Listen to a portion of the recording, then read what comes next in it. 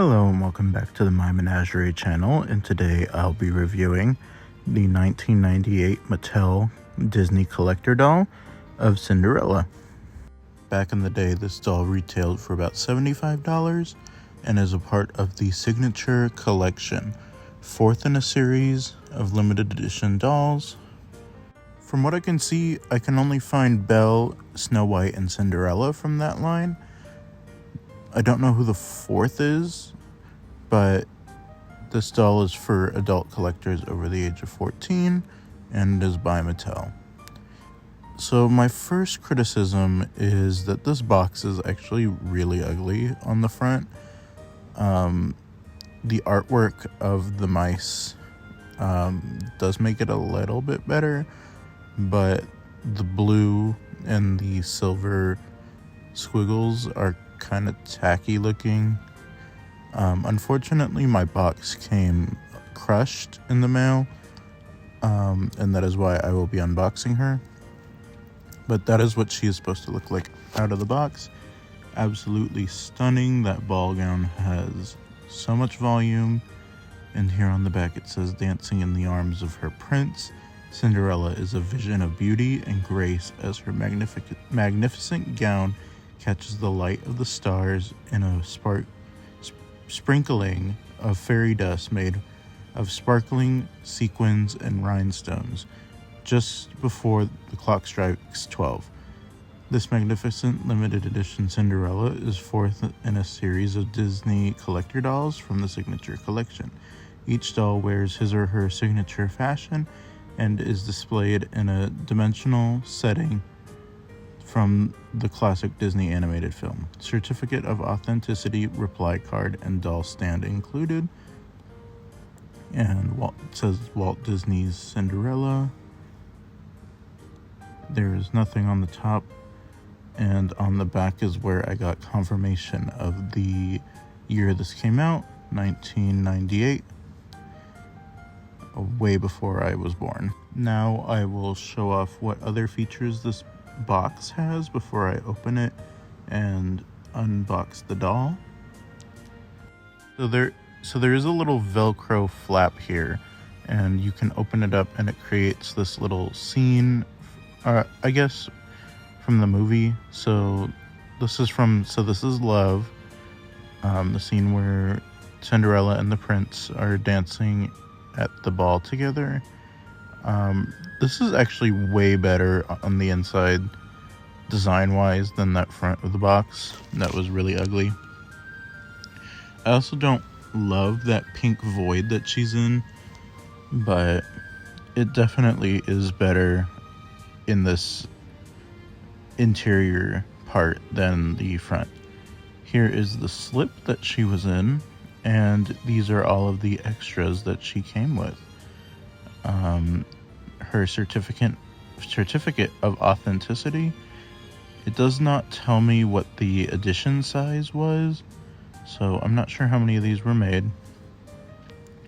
And on the back it says, "You are now the proud owner of a Disney collector doll from Mattel," and it just repeats the thing that was on the back of the box about her gown and the Disney collector dolls. Then we have this display lock. I'm not gonna mess with this, I guess. I don't want to like permanently ruin that. A 2-year limited warranty that is now very expired. That is about 24 years expired. And lastly is this like survey card, I guess. I wish most collector dolls came with this. This is actually really, really cute. So you'd put your name, your address, your phone number, and then fill out this like survey about how you heard about the doll. And to think that they advertise this in like magazines, and you could like go to any hobby shop or toy store and just find these things in there, and they'd ask you how much you're like willing to spend on a collector doll. But this card is so cute, and you can just send it to Mattel and they'd like I don't know, appreciate your feedback. Here she is fully out of the box, and as you can see, her dress has a lot of volume, and I absolutely love it. In the box, her dress was being like poofed up by this tissue paper here, and she also came with her shoes separately.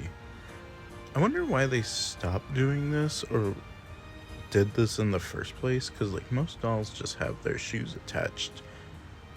And here is my next big complaint: the doll stand. She does not actually stand on this doll. It is a weird saddle stand that she is basically floating on. Her feet don't actually touch the bottom of the stand, so it is very, very flimsy. And what's interesting is that this stand was also used for the last Cinderella doll that I opened from the Disney store. So it's interesting to know that Mattel used to do the Disney store dolls as well as the regular in-store, like Walmart, Target dolls. Here she is outside of her gown, and as you can see, she's got a older Disney store body with no wrist or elbow articulation. She has the strange torso articulation. She came with underwear, which is really nice. Adds to that collector vibe. Her legs are bend and snap knees. They don't really move, and here you can see that what I was saying about her just floating there. It's very flimsy. I might just put her on a regular stand.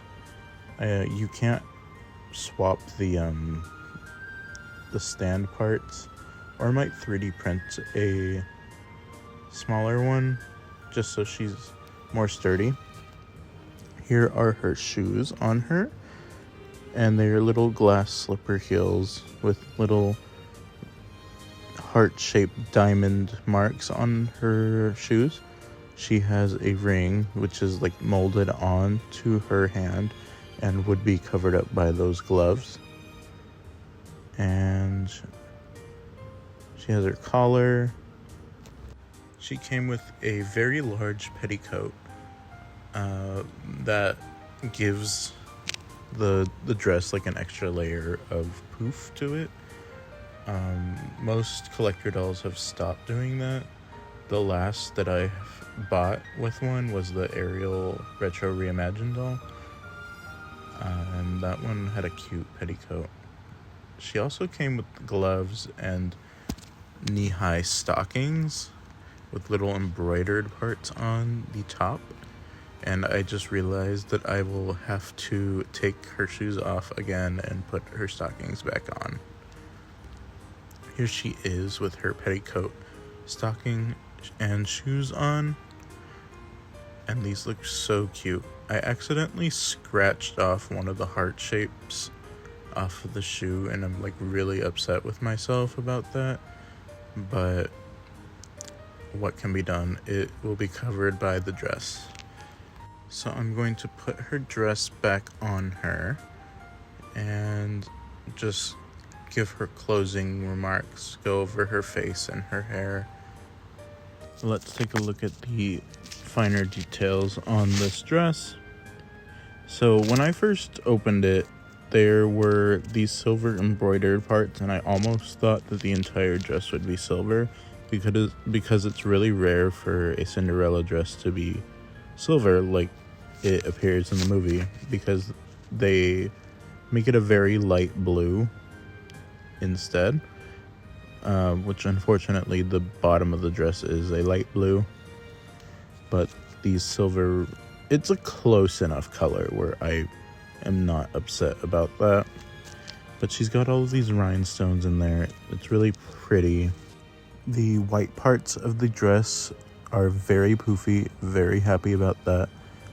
Very accurate to the movie in form and silhouette, just not in color, but that's okay. I'm gonna go ahead and slip it back onto her and then give her a closer look at her face So here she is back in the dress, and I'm not sure if her bangs were meant to look like that or if they should look a little bit better. They're kind of messy, but I can live with it without messing with it. She also has rooted eyelashes and a really Barbie-esque face, but also a very Cinderella-esque face, if that makes sense. Her hair is done in this like 3-part high ponytail thing. So yeah, biggest issues with this doll were the doll stand and the front of the box. But other than that, this is an amazing doll, really beautiful. Definitely can change the stand and have her pose a little bit better. I'm not upset about the lack of articulation. She doesn't really need it, but if anything, I'll switch her out with a Disney Store one.